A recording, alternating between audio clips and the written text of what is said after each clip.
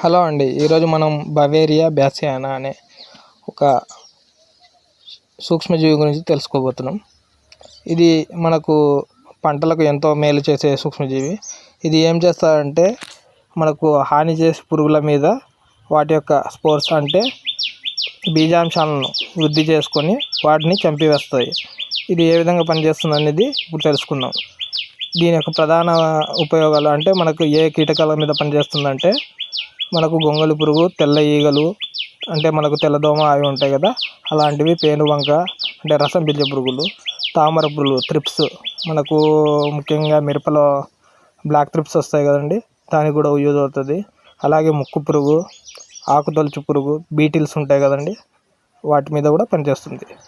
ఇది ఏ విధంగా పనిచేస్తుందంటే వాటి యొక్క స్పోర్స్ అంటే బీజాంశాలు అనేవి కీటకాలకు అంటుకుంటాయి. ఆ కీటకాలు అంటుకున్నవి వాటి లోపలికి ప్రవేశించి వాటిలో డెవలప్ అవ్వడం స్టార్ట్ అవుతాయి.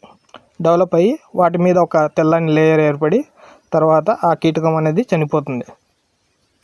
ఇదండి ఇది పనిచేసే విధానం.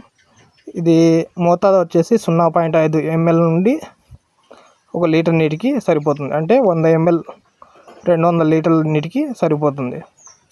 ఇది వచ్చేసి మనకు వివిధ రీసెర్చ్ స్టేషన్స్లో, కేవికేల్లో, తర్వాత వచ్చేసి